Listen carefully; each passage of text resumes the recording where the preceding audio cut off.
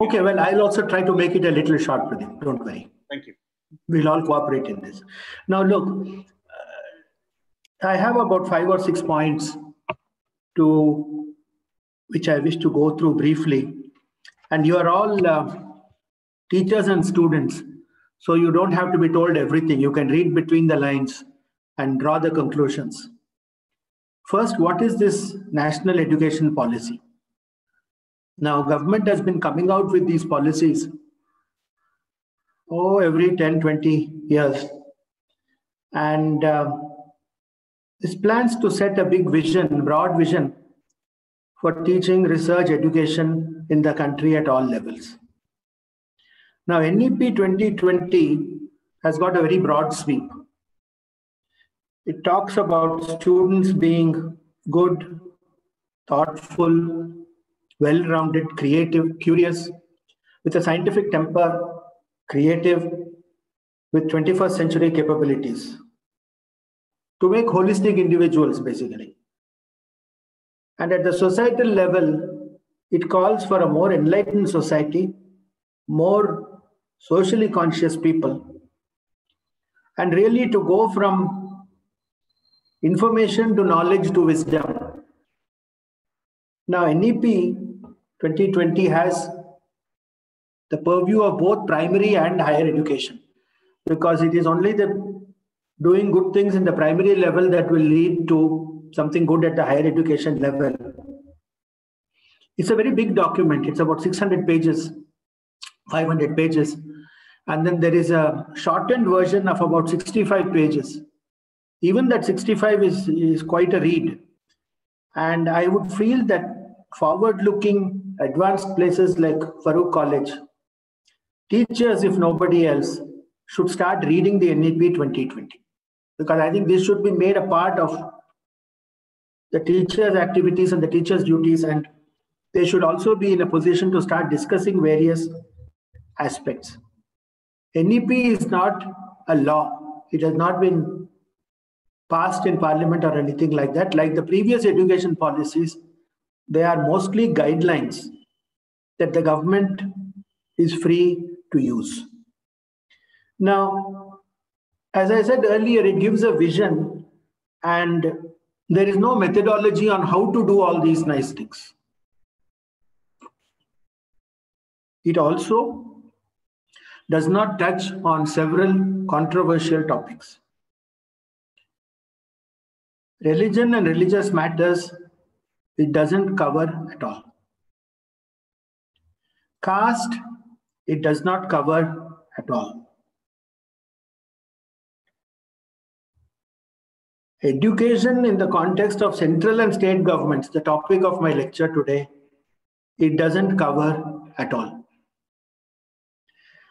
Language, it covers a little bit, this being the fourth controversial topic.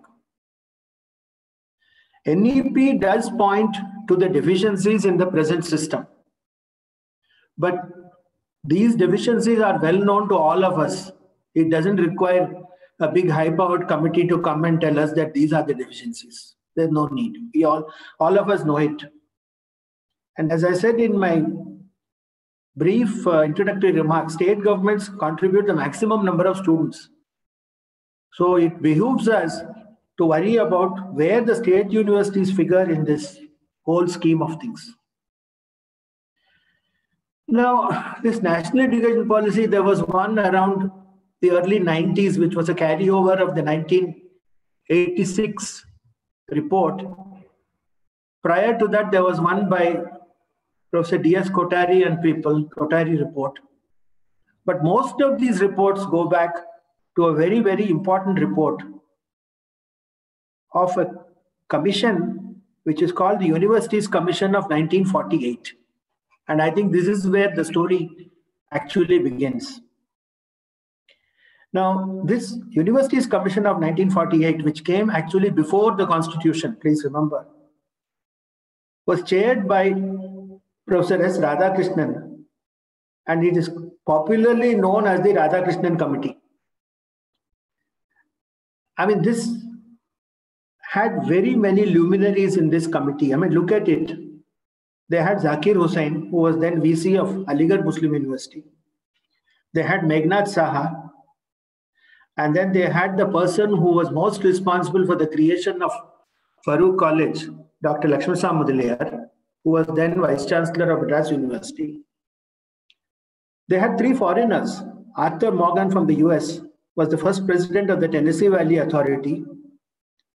John Tigert was an educationist of repute and president of the University of Florida at the time he was in this committee.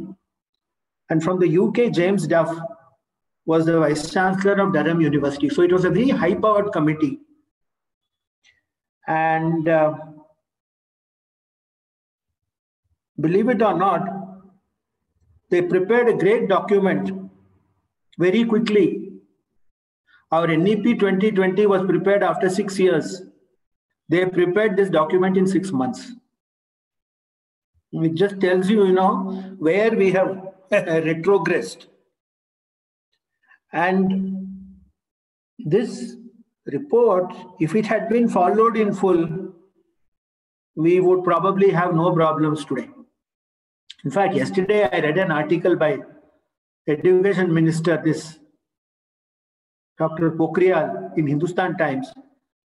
One of the first things he says in the article is he refers to the Radhakrishnan Committee report.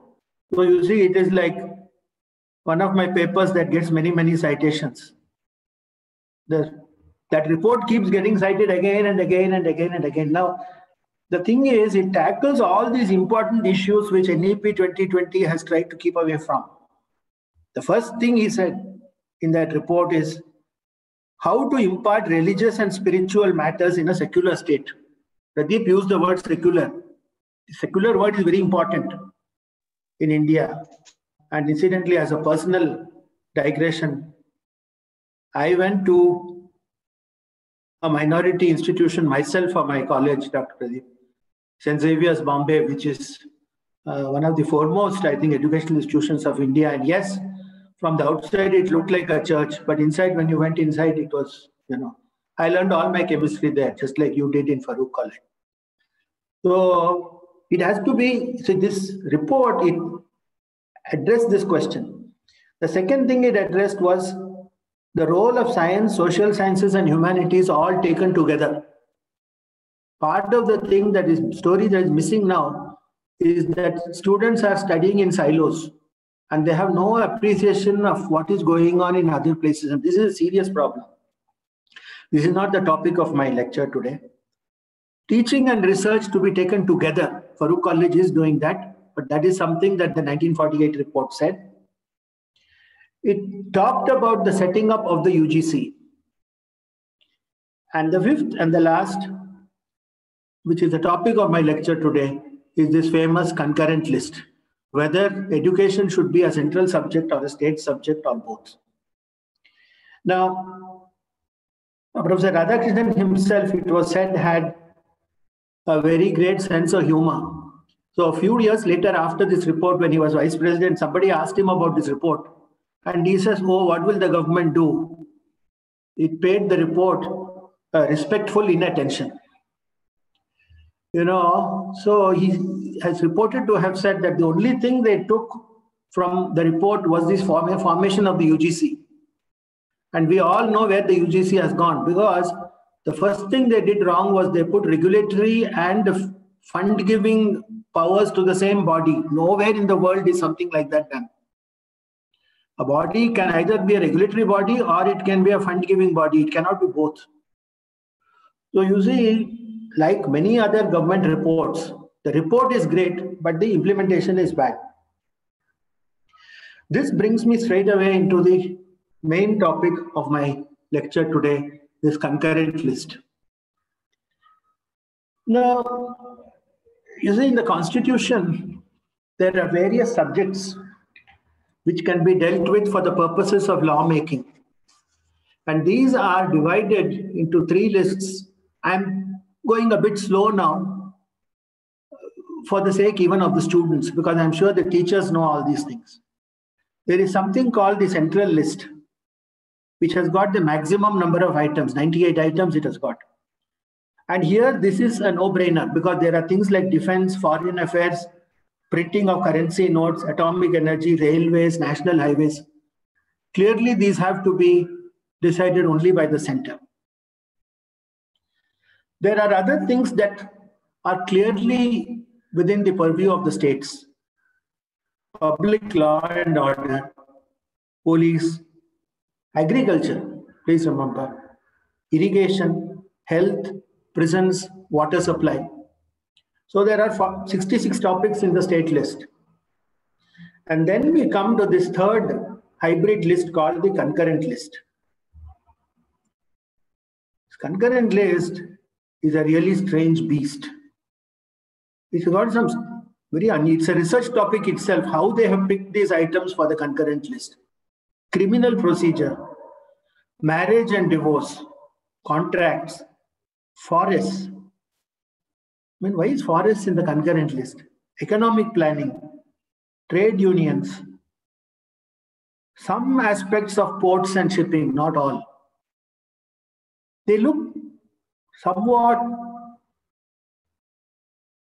unimportant or out of the way. Concurrent list means both the center and the state can pass legislation on these topics. Now let us take the matter of education, which is the most important subject in the concurrent list. How did it get into this concurrent list? Now, the Radhakrishnan Commission actually wanted education to be in the concurrent list, but they put a caveat, they put a rider. They said correctly, education is essentially a state subject. The central government could intervene, I am using their exact quote, could intervene to ensure national standards whenever the necessity arose. To apply national standards, they said the center can come in to see that there is a general sort of discipline and law and order among the states with regards to education. So the Radhakrishnan Commission basically was thinking of a more idealistic world where the center and the states behave responsibly, which led actually Dr. Ambedkar to make this great comment. Again, it's his direct quotation. He says, Ambedkar says, however good a constitution may be, it is sure to turn out bad because those who are called to work it happen to be a bad lot. I'll repeat. However good a constitution may be, it is sure to turn out to be bad if those who are called to work it happen to be a bad lot. And then he says, however bad a constitution may be, it will turn out to be good if those who are called to work it happen to be a good lot. So it is not in the constitution itself. He was very clear. It lies in the hands of the people who have to implement this constitution. In this respect, Dr. Ambedkar was proved absolutely correct. Because what we have now got in the concurrent list is a very unsatisfactory outcome. The government initially retained education in the state list. It was in the state list in 1950 when the constitution was put into place. But then certain funny things started happening. Now, what are these funny things? See, there were always some universities which were of a very special category from the pre-independence era. The Hindu University in Benares, the Muslim University in Aligarh, Shantiniketan. They were three universities of a totally different type, and they were not given the status of national universities, but they were treated very separately by the government. Nobody dared to touch those three places. In the middle to late 50s, the IITs were begun. And if you look at Nehru's early statements on the matter, the IITs were never supposed to be educational institutions. He says, this is again a direct quote, the IITs should provide scientists and technologies of the highest caliber who would engage in research, design, and development research, design, and development, not education, to help building the nation towards self-reliance in her technological needs. It was clearly what we would consider today in our today's context as a mission-oriented thing, more like our space, atomic energy, and so on.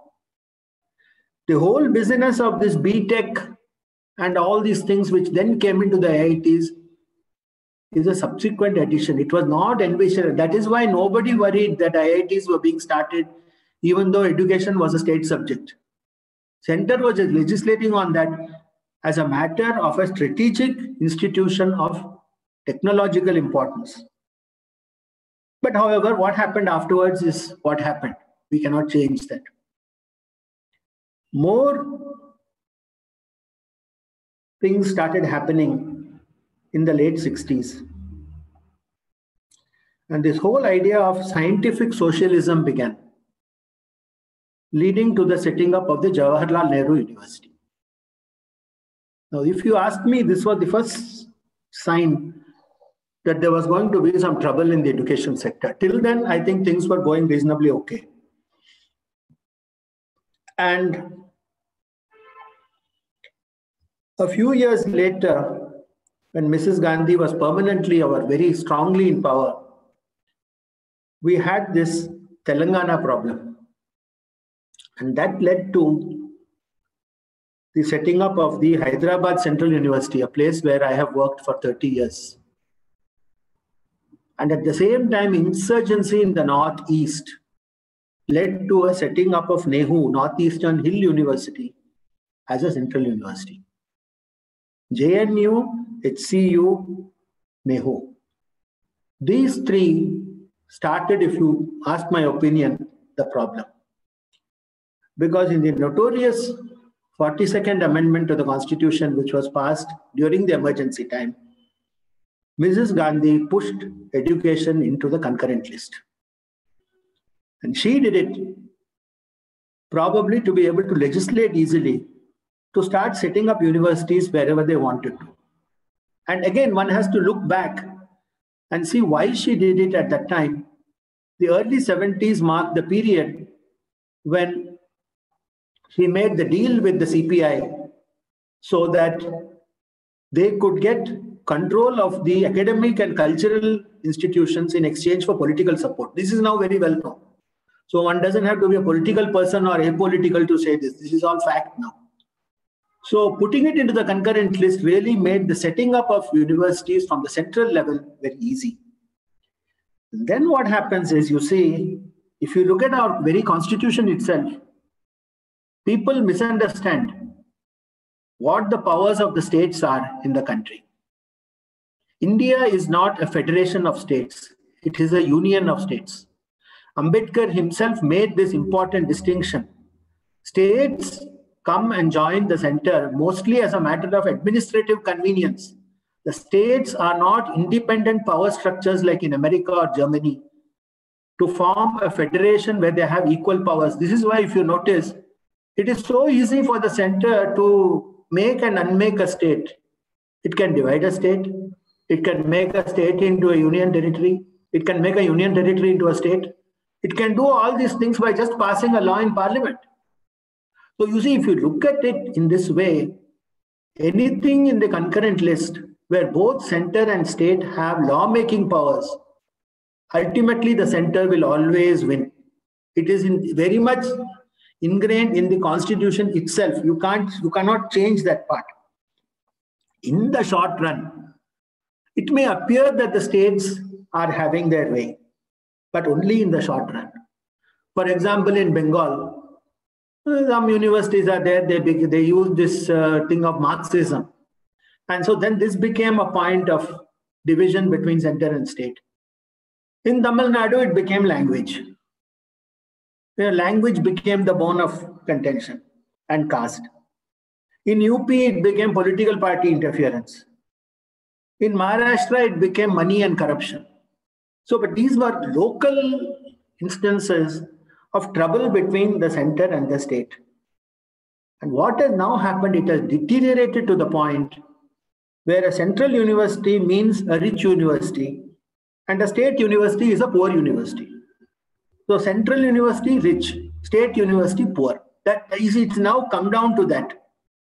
The original idea in the 1948 report and so on was never that states and centers should compete with each other to set up universities. That was never there.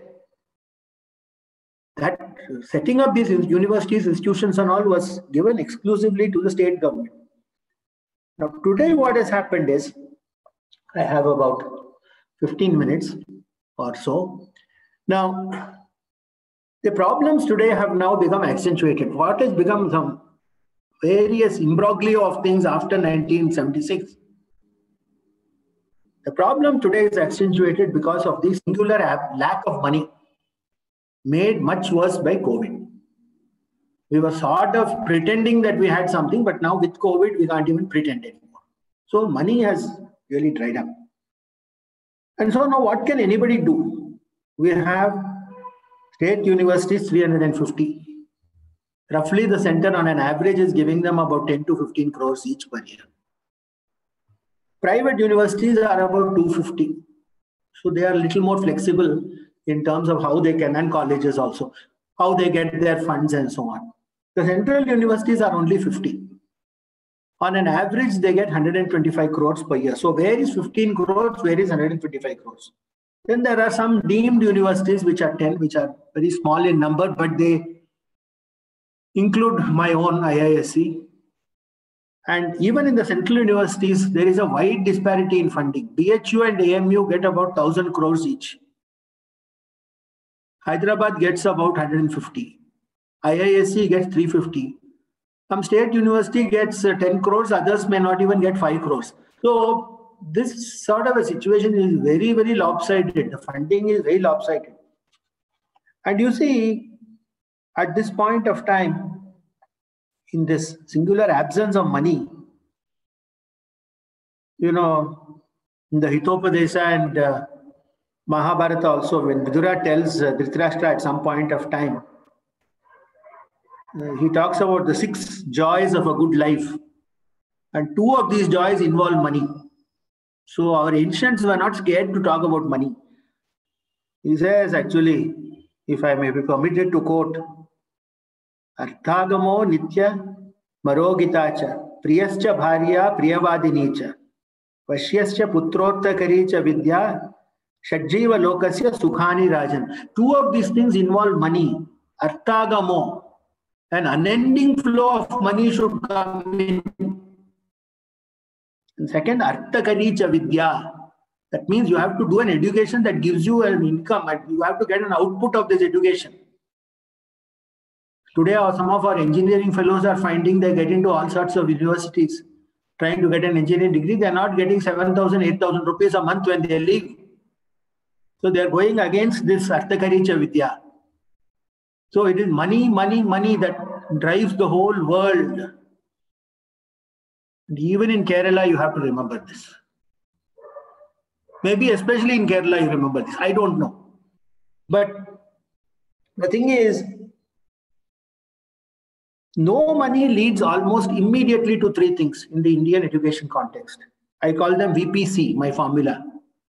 Violence, politics, corruption. So if there was a lot of money, we would not have any of these 3 things.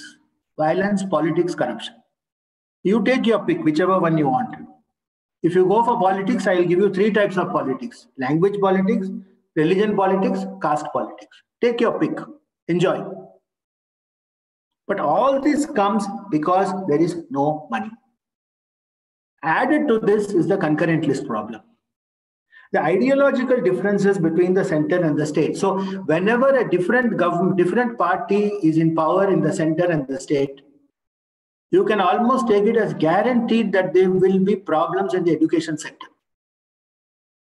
Not that the education is being well run in states where the center and the state are the same. No, not at all that. But if there is a different political party, there is almost sure to be a problem. It's a sure excuse for a problem. Now, what are the solutions for this kind of a scenario? I have outlined the background. I have said what is NEP, a visionary document, very nice. It's like an election manifesto. You know, all the great things, as what the Americans like to say, they call it, mother, flag, and apple pie. You can't contest any of these three things in America. Mother, flag, apple pie. No, you will not find anybody who dislikes any of these three things. So our NEP is like that. All the things there are nice, but they don't tell you how to do it. You've got education in the concurrent list. And what is the solution? I mean, you are not going to just get money. You know, the NEP, I think all of you should realize that it says that we should put an investment of about 6% of GDP into the whole education, research, teaching, that sector. And science will take a major portion of these funds for obvious reasons. 6%. Now, even at a generous estimate, if you put today, what is India putting into this teaching, research, education sector? 1%. We are putting, the ministry gets a direct grant of about 100,000 crores. If you add all the things very generously, space, atomic energy, DST, DBT, all this blah, blah, if you add, you will not get 200,000 crores. And 200,000 crores is 1% for a $3 trillion GDP, which we have now. So, where is this money going to come from? You cannot create it. And even the tricks that economists play of printing money and all that, it will only work for a small margin at the end. You cannot generate 5 times more the kind of money. So basically, government is not in a position to give us money to execute all the things that is there in the NEP 2020. Let's be clear about that. So if the money is not going to come from government, where is it going to come from? It has to come only from the private sector. There is no other place where you can get it from. This is something that we should all realize. Farooq College has got many advantages. It's an autonomous institution. And it's also a private institution. So you can actually do certain things. And I would probably suggest that there are some general solutions and certain specific things for places like Farooq College or St. Xavier's College in Bombay, where I studied. First thing is that one should, Dr. Pradeep said correctly that you have BScs some places, but at the MSc level, you hardly have anybody in the college level trying to do research. This is very, very commendable. The fact that you've been able to do this for this long itself, I will say hearty congratulations. Now, I have lived and worked in India for 40 years, and I can tell you something. I'm not even worried about improving myself. If I can just stay at the same position that I am happy.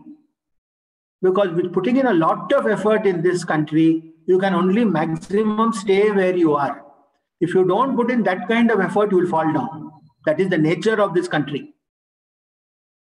So in such a,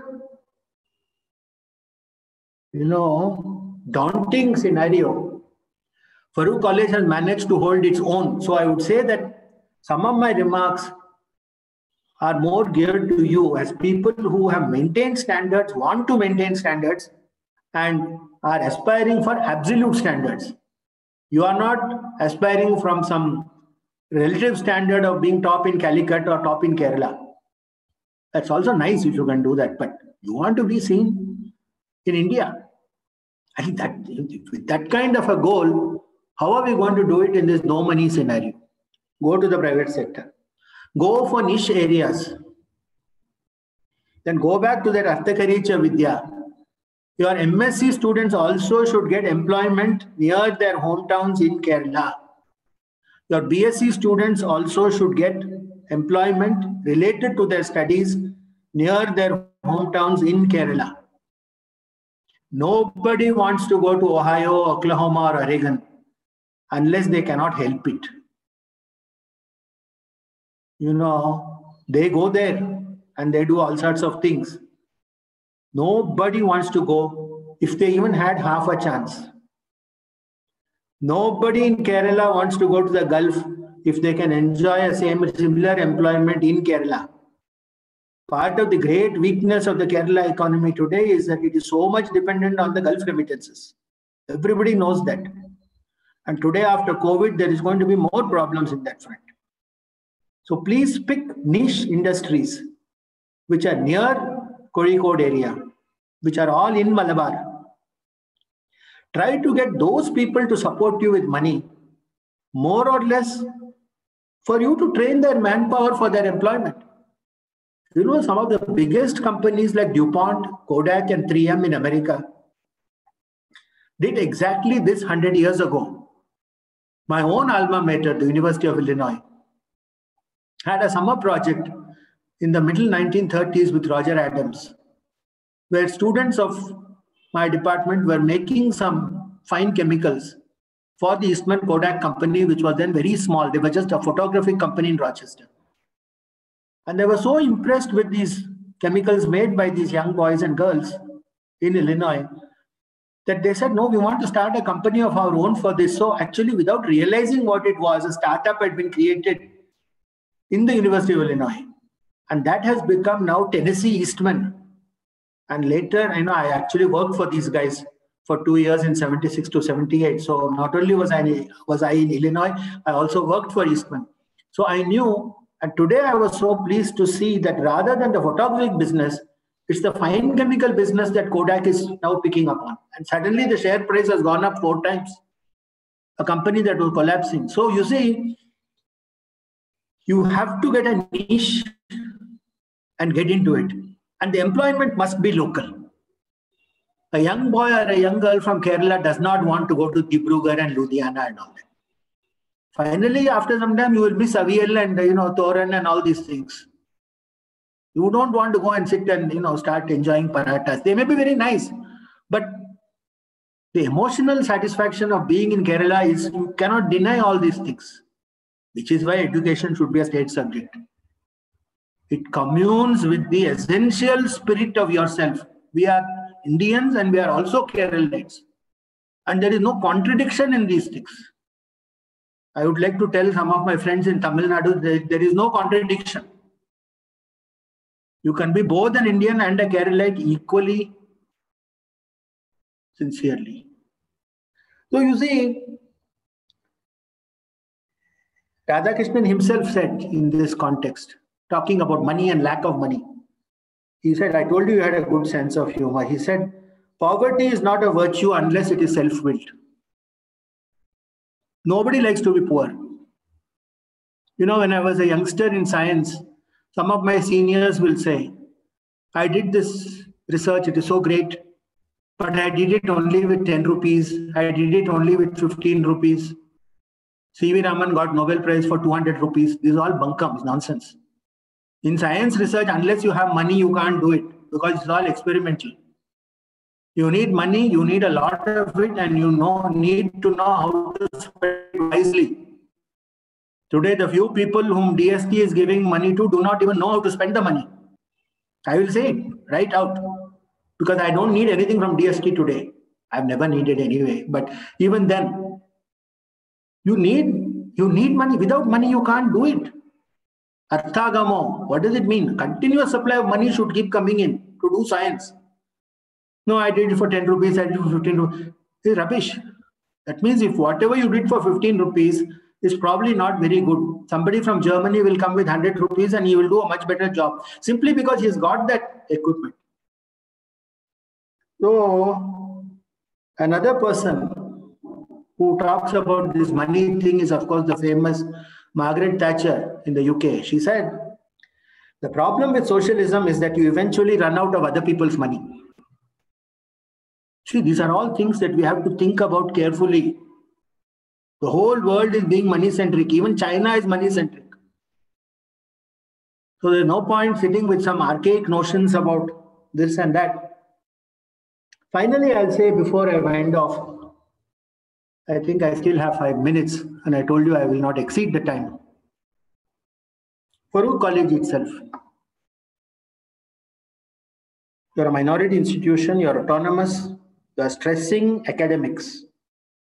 This is your brightest feature. Now, the more you stress academics, the better off you will be. You have chosen a difficult path from 1948. It is not an easy path that you all have chosen.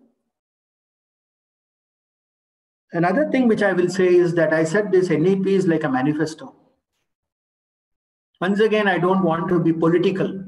The last thing I want to be is political in a talk like this. And if you've noticed, I have steered clear of politics. I find one difference in the present government in Delhi compared to all previous governments that I have seen in the 40 or 50 years that I have cogently observed politics in my country. Now, this is something that whether you like the present government or whether you don't like the present government in the center or whether you are indifferent to the present government in the center, it doesn't matter. The observation is that what they say in their manifesto, generally they seem to be carrying it out. They sometimes take their time to do it, but they seem to be doing it. 370. Farm Bill, Triple Talaq. It is all written. So whatever is written in NEP, generally I get the feeling that some of these things will be done. Not all, because NEP is too big. Some things will be done. And the other thing which is there right from the beginning, from the thought stream of the present dispensation, is the Uniform Civil Code. It has been there right from the beginning and it has never gone away. So as a minority institution, you all must keep that somewhere in the back of your mind, because if UCC comes, then the whole question of a minority institution will then big question mark. Now with such a big imponderable in front of you, maybe not now, maybe not 5 years, 10 years, 15 years, 20 years. But Farooq College should last for hundreds of years. It should not just vanish. You know, I always like to say, University of Bologna, where I got that medal last year, which your person, what is his name? Shah Nawaz, he said, University of Bologna or something. That Bologna University is 1,000 years old. 1,000. There's no country called Italy till 150 years ago. Bologna University is 1,000 years old. So the university started by students. They got together and said, we'll pay some money and hire teachers. Very strange and interesting way of starting a university. Students literally did a contract job and brought teachers and said, now you start teaching us. So Krakow, University of Krakow is another 900 years. Oxford is 800. So Farooq College also should plan for hundreds of years, not just today, tomorrow. So in such a scenario, if there is no UCC and there is no minority institutions, what will you do? The only solution is what you are already doing. Stress only the academics. As long as you keep stressing only the academics, research, teaching, research, then you will be totally independent of whoever is in power in Delhi or Thiruvananthapuram. You will not need any of these characters. And that will give you actually a true autonomy. And I would say that one of the things that NEP does want to do is it wants to segregate the institutions into research universities, teaching universities and colleges, and things in the middle. Farooq College is in the middle, teaching places that are doing a lot of research. What you should aim for is actually for Farooq College to become Farooq University. And this is the kind of thing that this NEP does allow you. Because if your research component starts getting good and gets better, it is already good. If it starts getting better, then you people will be in the next step to go to a university level. And believe me, you may actually be better than many of the universities that are universities in name today. So you see, these are the short comments. Pradeep said 40 minutes, so I have finished in 40 minutes. Very important. People must stick to the given time. And I hope that the comments I have made are at least for today more interesting Then some comments on 4-component molecular crystals or the intricacies of halogen bonding. Although undoubtedly we will have opportunities for me to discuss all this in front of your college at some future date. So thank you all very much for, well, I don't know if you listen to me patiently or not, because I'm not in the hall, but I can see the number of participants is still 173. So I know people have not left and run away somewhere. So thank you so much indeed. 174 it has become now. Very good. So thank you all very much. Dr. Pradeep, especially principal of the college, the members of the organizing committee of the college itself. It's a very, very great pleasure for me to have come here and spoken. And as I said, I will try to listen to as many of the talks as I can. And now we can get into some real chemistry, which I'm looking forward to. Thank you all so much once again. Thank you.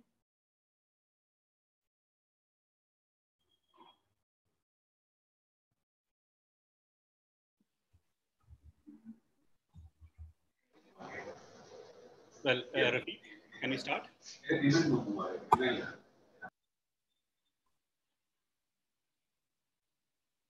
If any questions are there, you can unmute and ask.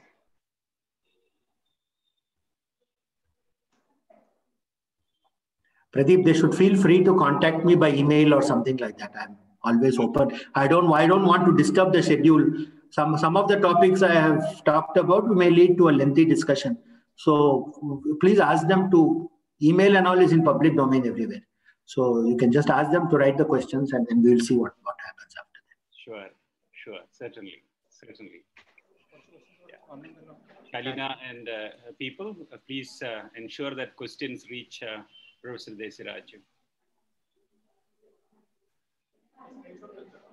Sir, there is a question in the chat box regarding the special category of IAC. Yes. Did IAC fall in the special category along with BHU, Vishwabharati and AMU? No. It is a deemed university. Yes, sir. It is a deemed university. It was, see, in pre-independence, there was not much regulatory things. I mean, cultivation also in Calcutta. They were all, IISc was mostly a research institution. There was not much teaching. Undergraduate teaching only came into the IISc, last 10 years. And there was an engineering side, and the teaching was at the PhD level. So it's more of a research institute is what it always was. They were not into the nitty-gritty of teaching. And it was one of these undefined things. Deemed universities are still, if you ask me, undefined. And if you ask me if NEP is going to be serious about what it is doing, IISc should rapidly move into the category of a regular university. And one has to again look at it in the background of a concurrent list and all that, because the more and more you think of it today, this whole business of education being in the concurrent list is a complete anomaly and aberration. It has to go back to the states and follow the original dictums of the 1948 committee, that center should come in as a regulatory and to make a uniform standard so that crazy things don't go on in various parts of the country. Sir, good morning. What do we do to get it off the concurrent list and make it in the state list? Well, BJP needs a bigger majority in the Rajya Sabha. That's it. That's it. As long as that doesn't happen, this amendments to the constitution cannot happen. I mean, I'm giving you a straight and blunt answer. I don't know if they want to put it in the concurrent list. That's quite an entirely different question.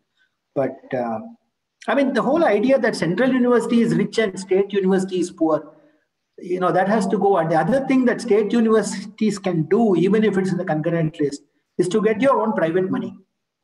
The moment you have your money, then nobody can touch you. Sir, one more question. Yeah.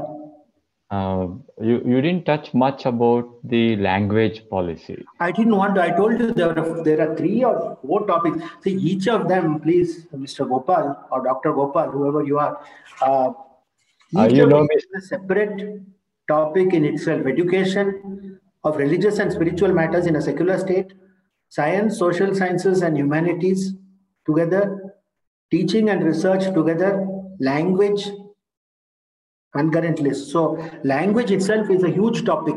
But I would say, since you have asked about language, the NEP has done a pretty good job in the way in which they want to make the medium of instruction the mother tongue or the local language, starting at the lowest school levels. It has to go that way. And by the way, even that the 48 report says English should be continued because it is our link with the world. But rapidly, the state languages must come up. And in fact, it is that aspect that Dr. Pokhriyal touched upon in the Hindustan Times article yesterday. His article was about language. And he says that, and I do believe, I have seen researchers from all over the world, I feel a major reason for lack of imagination among Indian chemists, and they totally lack imagination if you ask me. Everybody is not Dr. Pradeep. So the reason is, I think, that we are learning our basic stuff in a foreign language. If you started learning your basic stuff in Kannada or Tamil or Hindi or Bhojpuri or whatever it is, Bengali, then I think the imagination quotient really starts rising. And I have seen people from China and Japan over the last 20, 30 years. They were practically unable to speak in English. And in about 30 years, they speak much better English than we do. And sorry to tell you this, but so-called things that we say that we are very good in English and all is not correct. Many people in India today, scientist levels and all, they are not able to speak grammatically correct English. This includes also our PhD students and all this kind of thing. So firstly, we are not that good in English, and then we go on saying we are doing English. So it has the regional state language has to come. It has to come. And Hindi can be taken as a kind of a non-exam taking language, third language, which is taught for about 3-4 years. Some basic Hindi, 1000-word Hindi enough. You don't have to become big Hindi expert and all. But that's just for people who want to communicate between states. It should not be made into a heavy political issue of Tamil versus Hindi and etc. etc. So unless you start, but here I think Kerala is a bit better. I think so much of you people are all so fluent and so proud of your own language that I think, and much of the teaching is already going on in Malayalam. So I have a feeling that you people will find it much, much easier to catch on to this. And I think I saw somewhere that in Farooq College also, you want to start part of the BSc thing and all in Malayalam. This should be done. Definitely it should be done. No two questions about it.